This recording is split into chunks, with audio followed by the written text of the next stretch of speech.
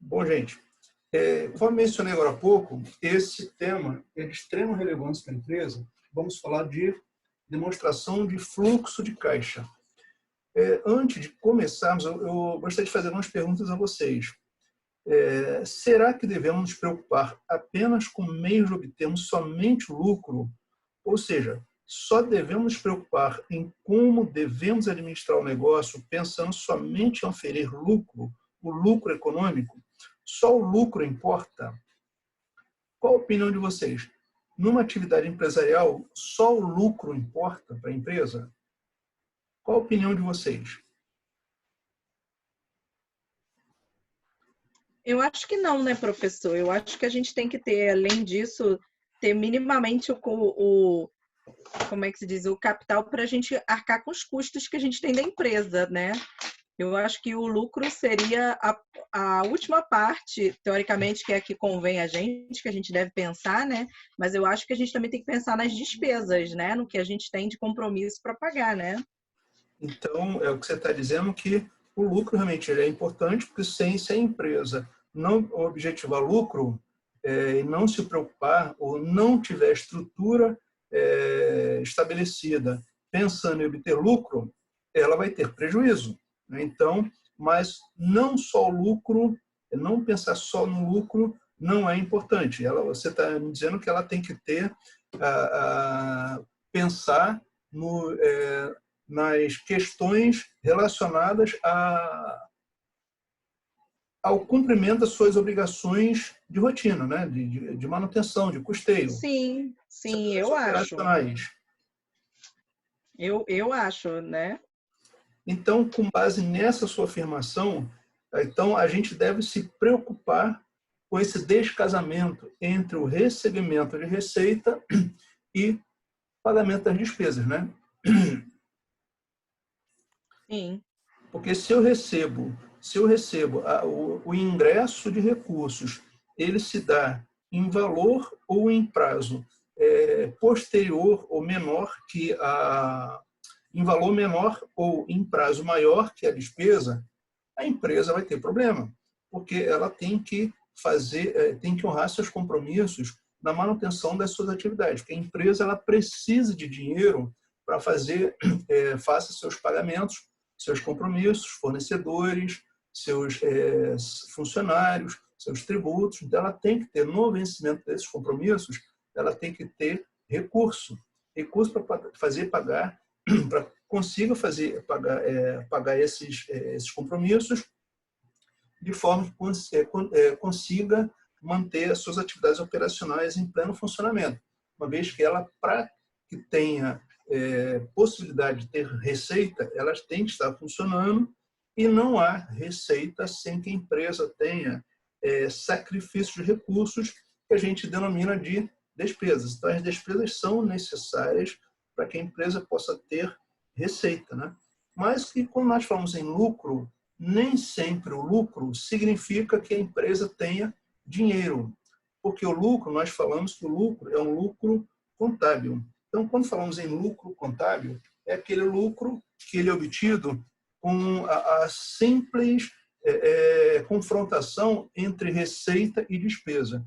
E nós vimos que a empresa, se ela fizer vendas, ela tem receita. Se ela alugar imóveis de sua propriedade, ela tem receita. Se ela prestar serviço, ela tem receita.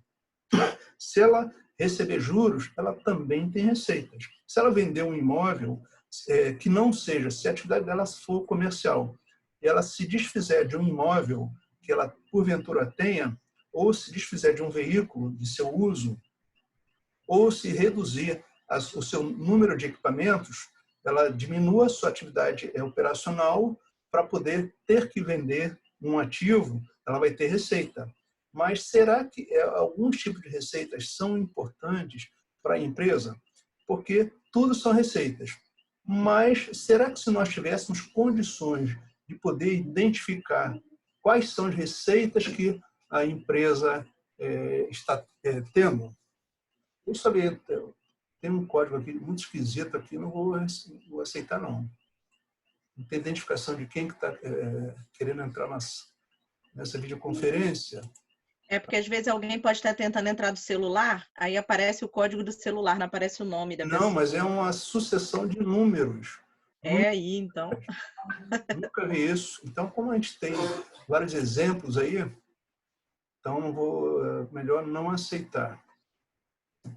Então, vamos lá. Então, como está mencionando, essas informações realmente são importantes para a empresa, para que a gente possa avaliar.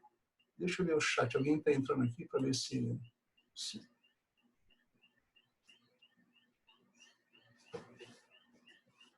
Eu não sei quem é. Não sei, está DH5 mais BTK9, eu não sei quem é. Não vou colocar, não. Não sei quem é. Então, vamos lá.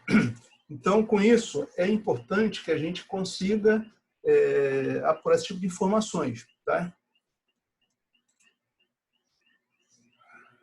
Então, vamos lá.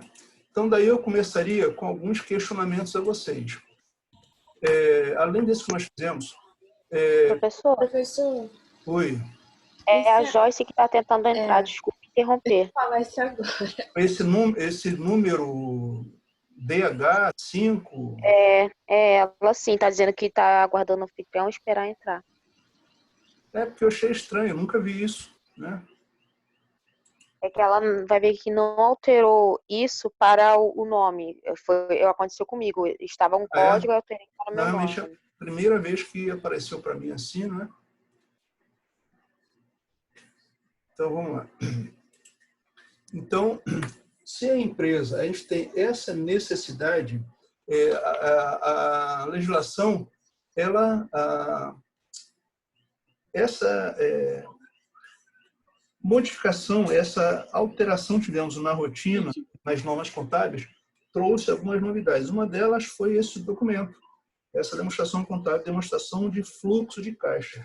Esse documento, ele objetiva, principalmente, dotar os gestores, os usuários das empresas, de algumas informações que possibilitem verificar qual é a capacidade que aquela empresa tem de gerar caixa. Tá? Então, quando nós falamos em demonstração de fluxo de caixa, ela vai trabalhar objetivando a possibilidade que a empresa tem, dada a sua estrutura estabelecida, de gerar e utilizar caixas e equivalente de caixa. Tá?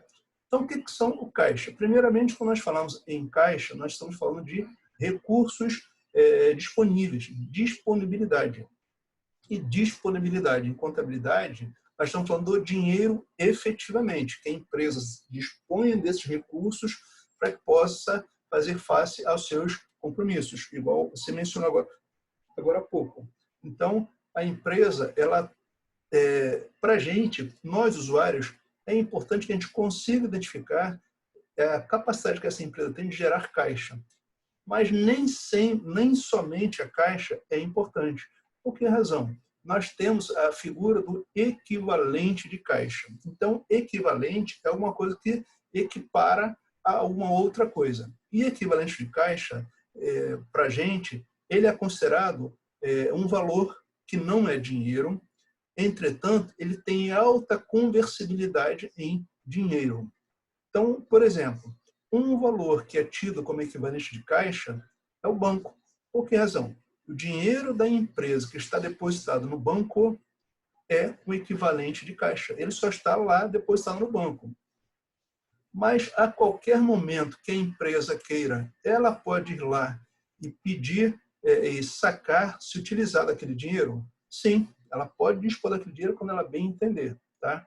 Dessa forma, ela tendo essa possibilidade, o dinheiro depositado no banco, que é de sua propriedade, é um equivalente de caixa. Se a empresa tem um recurso, tem um investimento, um tipo de investimento financeiro, onde a empresa ela consiga, no momento que bem entender, que precisar, se utilizar daquele recurso, e de forma que esse valor ele não sofra nenhuma modificação entre a necessidade da empresa e a disponibilização desse recurso para ela, esse valor também é um equivalente de caixa. Porque nós sabemos que tem algum tipo de investimento que a empresa aplica um recurso e ela só pode utilizar daí a tanto tempo. 1 ano, 2 anos ou alguns meses, esses valores não são tidos como equivalentes de caixa. Então, somente aqueles investimentos nas quais a empresa tenha condições de se utilizar dele quando bem entender. Tá? Então, essa capacidade da empresa gerar caixa, equivalente de caixa, é de extrema importância, assim como ela utiliza esse recurso. Tá?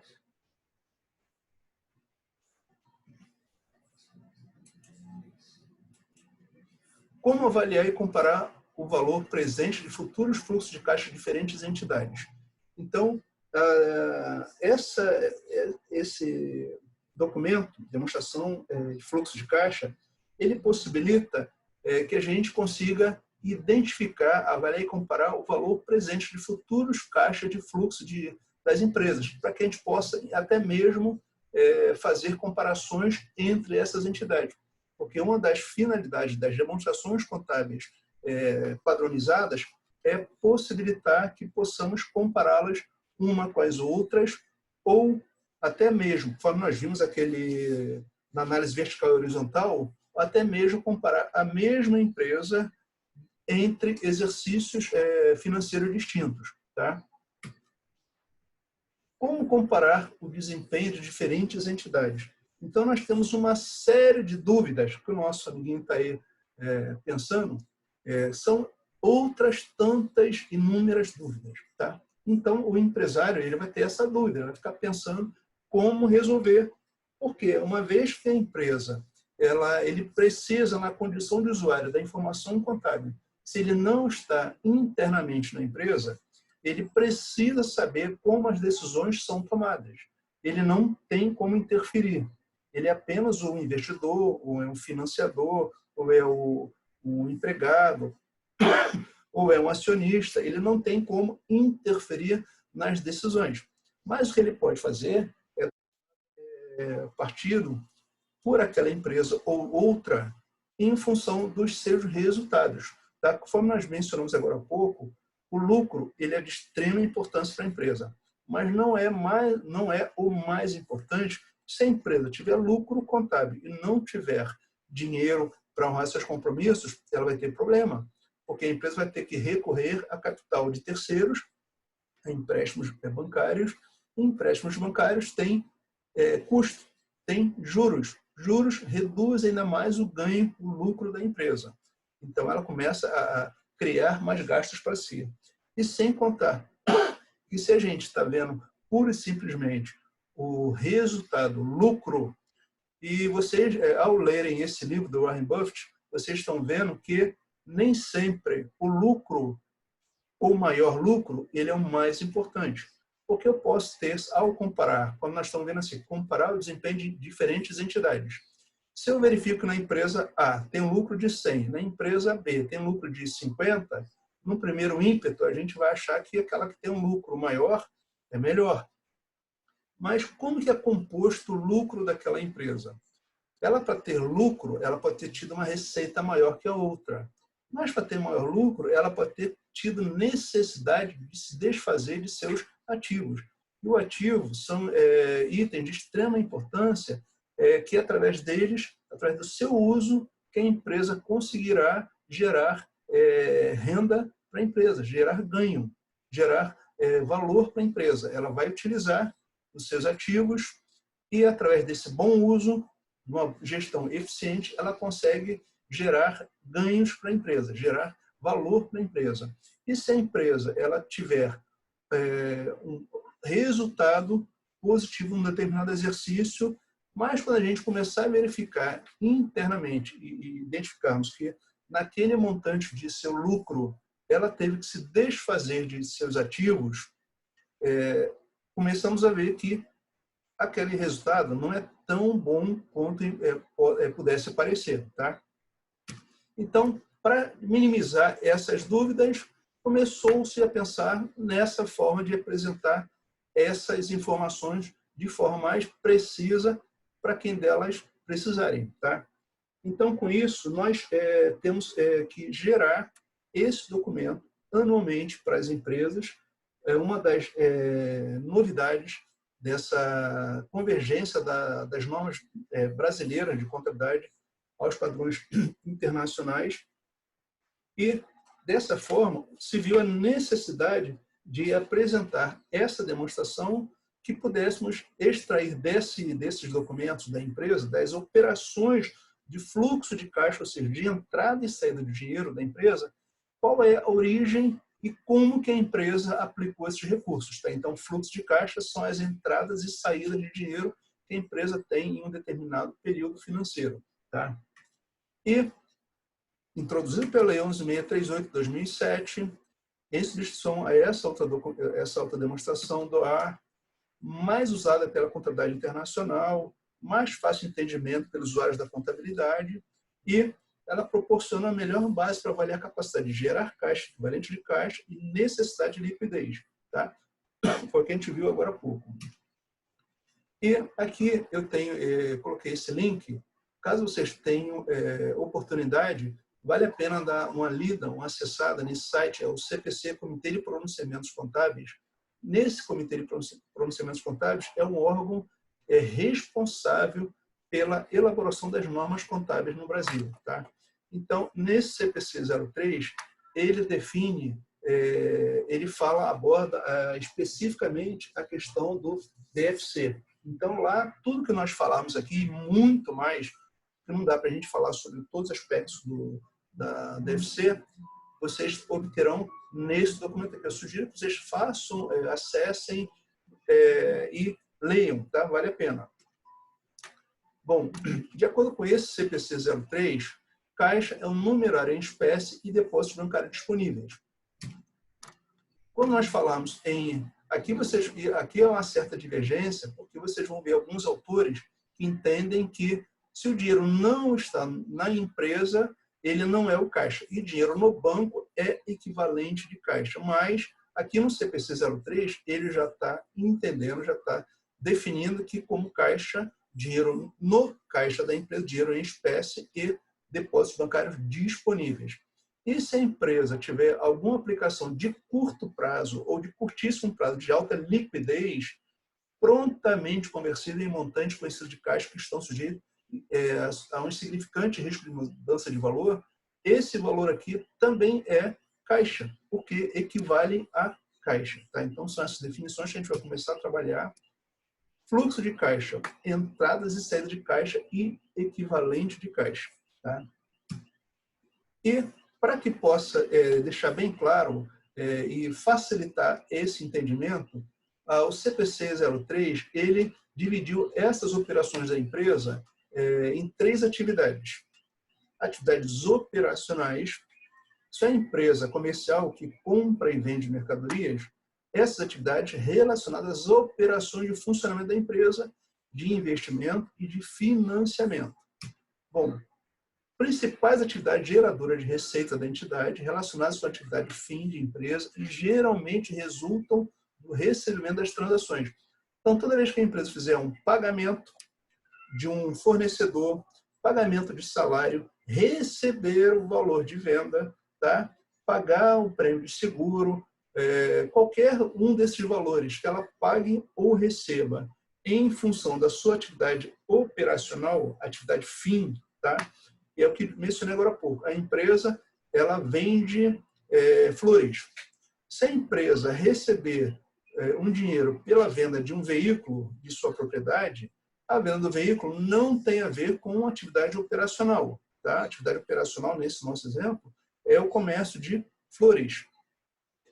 E, como atividade de investimento, é quando a empresa, normalmente quando falamos de investimento, são aqueles valores que a empresa tem lançados no ativo da empresa, e esses ativos são valores que a empresa investiu, para dar o nome de investimento, ela investiu para que a empresa possa gerar recursos e receita futura. Tá?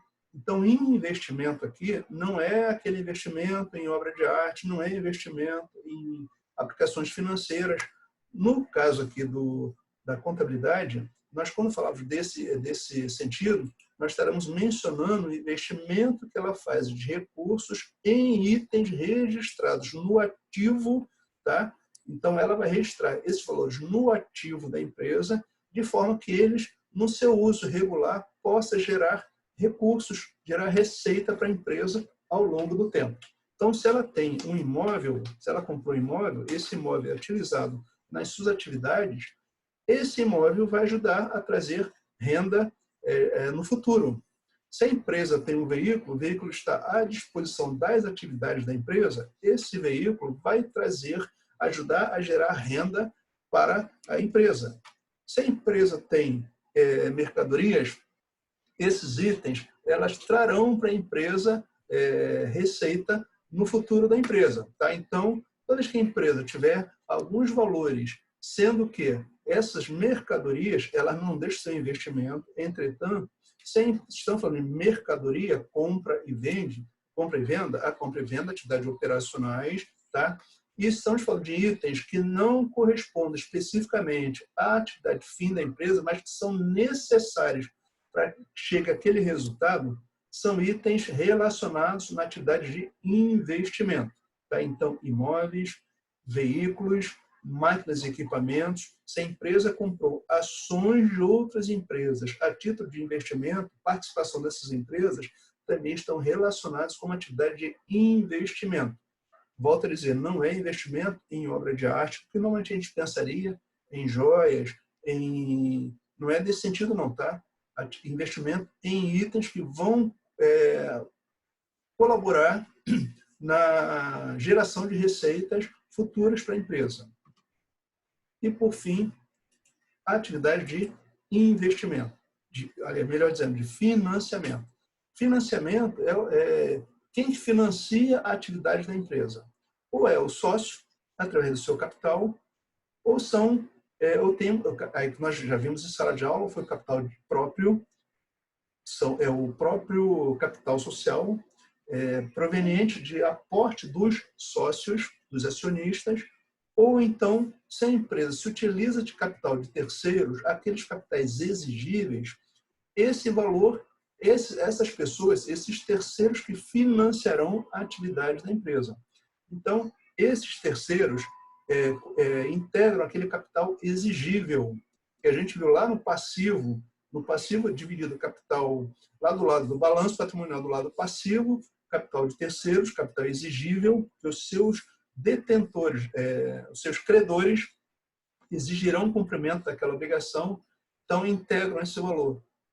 Os funcionários, os salários, né, através dos salários, fornecedores. Então, quando nós, funcionários, prestamos serviço numa empresa, nós cedemos nossa força de trabalho à disposição da empresa. Então, nós também somos fornecedores de capital para a empresa, capital humano. Os fornecedores de mercadorias, eles vão investir recursos de sua propriedade. Então, primeiramente, os fornecedores utilizam recursos próprios para comprar esses seus itens e revenderem às empresas. Então, dessa forma, melhor dizendo, esses fornecedores,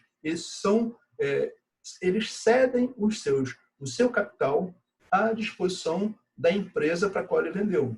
Então, por essa razão, eles também financiam as atividades da empresa. Tá? Então, aqui nós temos. Então, toda vez que nós falamos em capital, caixa recebida pela emissão de ações, nós estamos falando de atividade de financiamento.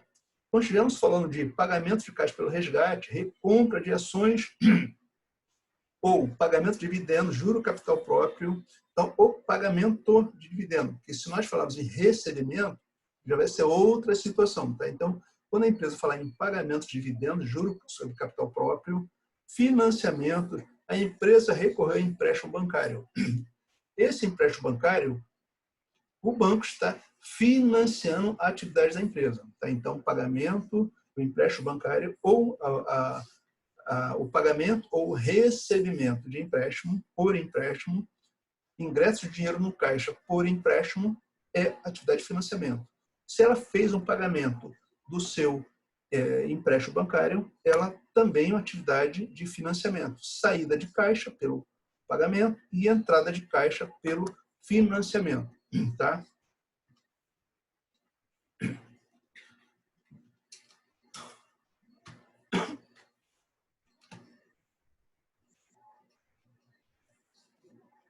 Só um minutinho, por favor. De novo, a pessoa está aqui. Você disse quem era mesmo? Que estava com aquela com DH5, que voltou aqui novamente. Hein, pessoal? Quem estava com que não tinha atualizado ali seu... Era a Joyce, professor. Mas ela disse que conseguiu entrar, então deve ser uma outra pessoa. Ela deve ter saído de novo, então. Ela não está online, então deve ter caído, deve ter saído. Vou admitir. Deve ser ela tentando entrar de novo, então. Que é preocupante, porque a gente tem visto tanta coisa aí, né, de pessoas que entram e fazem que não deve, né, online, então é um risco muito grande, né. Bom, então, caixa e equivalente de caixa mantidos para atender compromissos de caixa de curto prazo da empresa e não para investimento em outros fins. Tá? Então, é importante a gente tiver essa informação. Se a empresa tiver investimentos de curto prazo, ou seja, imediata conversão em dinheiro e sujeita a insignificante risco de mudança de valor para ser caixa, como nós vimos agora há pouco. Então, vamos lá, vamos avançar mais um pouquinho aqui.